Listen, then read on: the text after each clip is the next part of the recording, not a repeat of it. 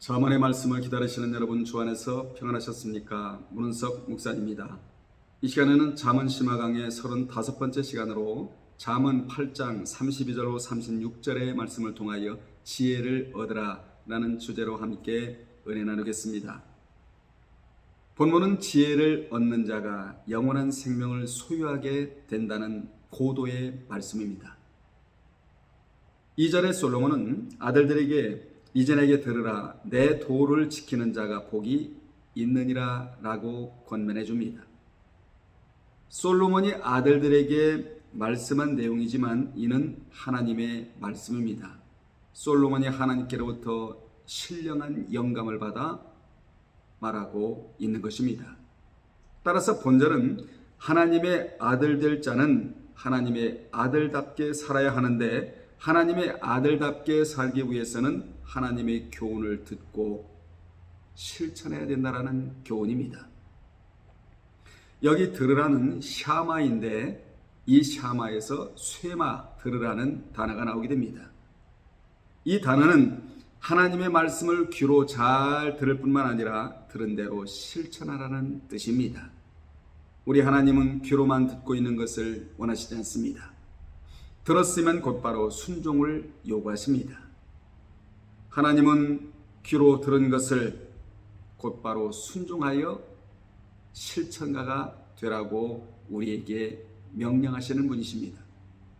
하나님은 귀로 들은 것을 이마의 자산이다 이렇게 말씀합니다.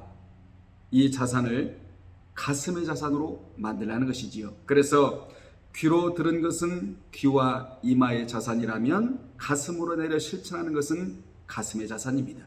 능력은 귀에서 나오는 것이 아니라 머리에서 나오는 것이 아니라 가슴에서 나온다는 사실을 우리 모두 기억해야 될 줄로 믿습니다. 우리는 이마의 자산도 필요하지만 더 중요한 것은 가슴의 자산입니다.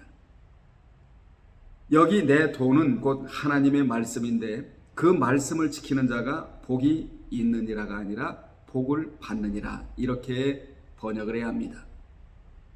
예수를 믿어서는 구원의 복을 얻지만 그 말씀을 지키는 자가 물질의 복을 받습니다. 마음의 평강의 복을 받습니다. 그래서 본절에 믿으라는 말씀이 안 나오고 지키라는 말씀이 나오고 있는 것입니다. 믿으라고 할 때는 구원의 복이지만 하나님의 생명의 말씀을 순종하라, 지키라, 실행하라, 준행하라, 그 이후에 반드시 물질의 복과 마음의 평강의 복이 주어진다는 것이 성경이 주는 문장 구조입니다. 그렇습니다. 하나님의 말씀은 듣기만 하고 믿기만 하는 자가 복을 받는 것이 아니라 지키고 순종하는 자가 복을 받는데, 이를 누가복음 11장 28절에서 주님께서 이렇게 말씀해 주셨습니다. 누구든지 이 말씀을 듣고 지키는 자가 복을 받느니라 이렇게 말씀해 주셨습니다. 또한 야고보 1장 22절로 25절에도 너희는 도를 행하는 자가 되고 듣기만 하여 자신을 속이는 자가 되지 말라. 누구든지 도를 듣고 행하지 아니하면 그는 거울로 자기의 생긴 얼굴을 보는 사람과 같으니 제 자신을 보고 가서 그 모양이 어떠한 것을 곧 잊어버리거니와 자유하게 하는 온전한 율법을 들여다보고 있는 자는 듣고 잊어버리는 자가 아니요 실행하는 자니 이 사람이 그 행하는 일에 복을 받으리라 이렇게 말씀하고 있습니다. 구원을 받으리라가 아닙니다. 복을 받으리로다 이렇게 말씀하고 있는데, 하나님의 말씀은 우리를 옥죄이는, 우리를 올무에 빠뜨리려고 하시는 말씀이 아니라 자유하게 한다 이렇게 기록을 하고 있다는 사실은 말씀을 지켜본 자는 이 느낌을 압니다. 여러분, 진리를 알지니 진리가 너희를 자유케 하리라. 엘류데레오, 마음의 평강인데 그 진리를 지킴으로 인하여 내 마음의 평화가 조성이 된다라는 말씀이 요한복음 8장 32절입니다. 말씀도 알고만 있어서는 복을 받을 수가 없고 순종으로 옮겨야 복을 받는데 이는 행위 언약이기 때문입니다. 33절에 보면 훈계를 들어서 지혜를 얻으라. 그 얻은 지혜를 버리지 말라고 권면합니다.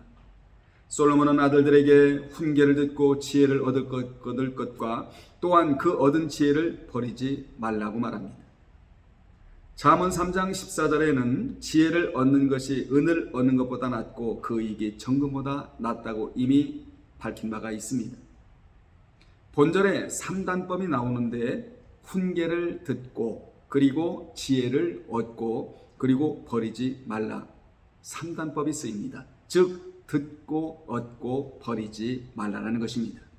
이를 잠언 3장 21절로 24절에도 내 아들아 완전한 지혜와 근신을 지키고 이것들로 내 눈앞에서 떠나지 않게 하라. 그리하면 이후 접속사가 나오잖아요. 행위언약이라는 것이죠. 그리하면 그것이 내 영혼의 생명이 되며 내 목의 장식이 되리니 내가 내 길을 안연히 행하겠고 내 발이 거치지 아니하겠으며 내가 누울 때에 두려워하지 아니하겠고 내가 누운 족 내 잠이 달리로다. 여기에서 단잠이란 말이 나오고 있는 것입니다. 34절에 보면 누구든지 내게 들으며 날마다 내 문 곁에서 기다리며 문설주 옆에서 기다리는 자는 복을 받는다고 행복하다고 말씀합니다. 여기에도 복을 얻나니가 아닌 복을 받아야 한다라는 그런 말인데 복이 있다면 더 이상 무슨 복이 필요하겠습니까? 지혜를 받고 듣기를 날마다 문 곁에서 기다리라고 했는데 요즘 말로 말하면 지혜를 듣기 위해서 날마다 예배당에 온다는 그런 내용입니다. 이 말씀을 다른 말로는 말씀을 간절히 사모하라는 것입니다. 지혜와 훈계를 듣기 위해 문 곁에서 기다리며 또 문설주 옆에서 기다리는 자가 복을 받는다, 행복하다. 그 자가 행복감을 가지고 살아갈 수가 있다. 만족감을 가지고 기뻐 뛰며 살아갈 수 있다라는 교훈입니다. 지혜와 훈계가 있는 자는 일평생 남에게 속지도 않고 사기도 당하지 않습니다. 먼저는 자기한테 속지를 않습니다. 우리는 남한테도 안 속아야 되지만 자기한테도 안 속아야 합니다. 남한테 속으면 손실이요 자기한테 속으면 하나님의 뜻을 어기고 자기가 하자는 대로 하게 되는 것입니다. 그러므로 우리는 지혜와 훈계를 잘 들어 남에게도 자기에게도 속지 않는 자가 되어야 합니다. 지혜가 없으면 새 사람이 옛 사람한테 속게 되고 영의 사람이 육의 사람에게 속게 되며 속 사람이 겉 사람한테 속게 되는 것입니다. 새 사람은 희생하고자 하지만 겉 사람과 옛 사람은 절대로 희생하지 말자고 하는데 이것이 바로 속은 것입니다. 새 사람은 말씀에 순종하고자 하는데 옛 사람은 할 필요가 없다고 하는데 이러면 속은 것입니다. 신앙생활도 자기 마음대로 하면 옛 사람한테 속은 것입니다. 알고 보면 우리가 지혜가 없어서 속고 사는 경우가 얼마나 많은지 모릅니다. 그래서 잠언에서 핵심 단어가 뭡니까? 지혜를 얻어라 이렇게 말씀하고 있는 것입니다. 지혜를 얻게 되면 남한테 속지도 아니하고 자기한테 속지도 않게 된다는 것입니다. 우리는 목사가 전해주는 하나님의 말씀을 사람의 발로 받지 말아야 합니다. 목사가 하나님의 말씀을 근거해서 교훈해주면 그것은 목사의 말이 아닌 것입니다. 그 목사의 말 속에는 하나님의 숨은 교훈, 즉 삶의 교훈이 엄청나게 들어 있습니다. 응답이 들어가 있습니다. 축복이 들어가 있습니다. 치유가 들어가 있습니다. 미래가 들어가 있는 것입니다. 이 말씀을 잘 들어야 남에게 속지 않고 자기에게 속지 않을 뿐 아니라 생명을 얻고 복을 받는다고 성경은 말씀합니다. 성경은 아주 간략하게 줄여놓은 축자 영감설입니다. 그 속에는 숨은 삶의 교훈이 많이 들어있기에 우리는 귀담아 들어야 합니다. 그래야 마귀한테도 안 속고 유혹에도 안 속고 정욕에도 안 속고 남에게도 안 속고 자기에게도 속지 않는 자가 되는 것입니다.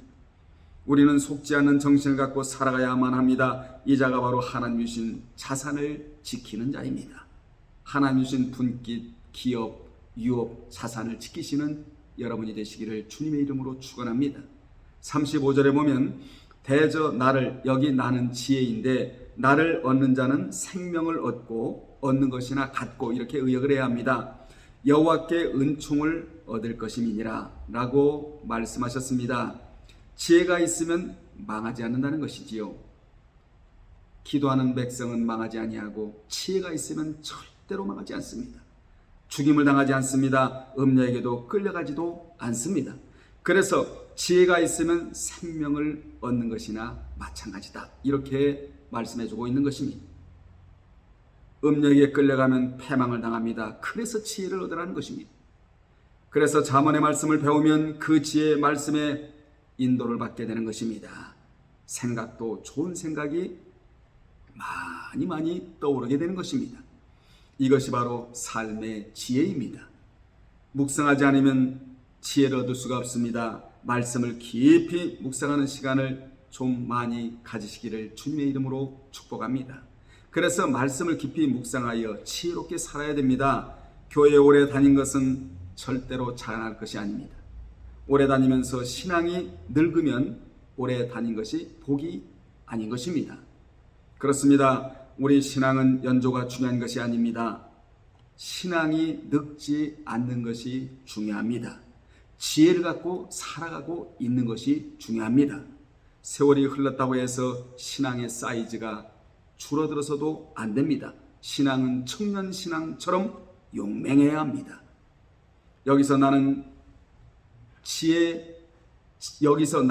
지혜가 되시는 예수님을 상징하는데 예수님 속에는 하나님의 지혜와 총명이 가득 차 있습니다. 골로새서 2장 3절로 4절에 보면 그 안에는 지혜와 지식의 모든 보화가 감춰져 있느니라. 그 안에는 신성의 모든 충만이 육체로 거하시고라고 분명히 말씀해주고 있습니다. 지혜가 있으면 하나님의 은총을 받아 살아갈 수가 있게 된다는 것이지요. 36절에 보겠습니다. 그러나 나를 잃는 자는 자기의 영혼을 해하는 자라. 나를 미워하는 자는 사망을 사랑한답니다. 지혜를 잃는 자는 자기 영원한 생명을 잃는 자입니다. 지혜를 잃는 자, 즉 예수 그리스도를 잃는 자는 영원한 생명을 해하는 자, 즉 잃어버리는 자가 된다는 것입니다. 지혜를 미워하는 자는 사망을 사랑하는 자라고 말합니다. 그러므로 본절은 34절로 35절의 반대입니다.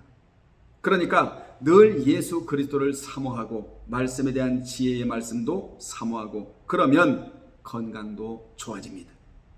사실은 예수 믿고 건강을 잃는 것도 마음의 평화가 없는 탓입니다. 지혜는 마음의 평화를 주기 때문에 건강으로도 이어진다는 말씀이 잠언 14장 30절인데 거기에 보면 마음의 화평은 육신의 생명이나 시기는 뼈의 썩음이니라 라고 말씀하셔서 우리는 하나님이 주시는 마음의 평화를 소유하고 살아야 되는데 진리를 사모하고 진리를 사랑하고 지혜를 사랑하고 지혜를 사모하면 즉 예수 그리스도를 내 마음에 품고 살아가게 되면 육신의 건강도 따라붙게 된다는 것이 성경이 주는 교훈입니다.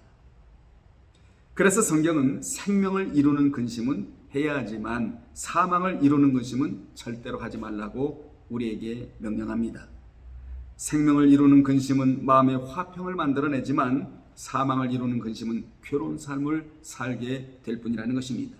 그러므로 우리는 세상적인 것 때문에 근심하지 말고 하나님의 뜻대로 살지 못하는 것 때문에 근심하는 우리가 되어야 합니다. 이 근심을 이름하여 고린도후서 7장 10절에 보면 생명적 근심이라고 말합니다. 두 가지 근심이 나오는데 하나는 사망적 근심이 나오고 걱정, 근심, 염려, 재리 이것들은 어찌 보면 사망적 근심이라면 하나님 뜻대로 살지 못한 것에 대한 근심은 생명적 근심인데 이것이 구원을 이루게 한다고 구원에 이르게 한다고 에이스 소테리아 천국에 들어갈 수 있게 한다고 그렇게 고린도후서 7장 10절에 기록되어 있습니다. 그렇습니다. 사랑하기 위해 근심은 해야 하지만 미워하기 위한 근심은 하지 말아야 합니다. 여러분은 생명적 근심을 많이 하고 살아가시는 여러분들이 되시기를 바라고 그리고 지혜를 받아서 남한테도 속지 말고 나 자신에게도 속지 않는 여러분이 되시기를 주님의 이름으로 축원합니다. 다음에 또 전해드리겠습니다. 주님 안에서 평안하십시오. 할렐루야.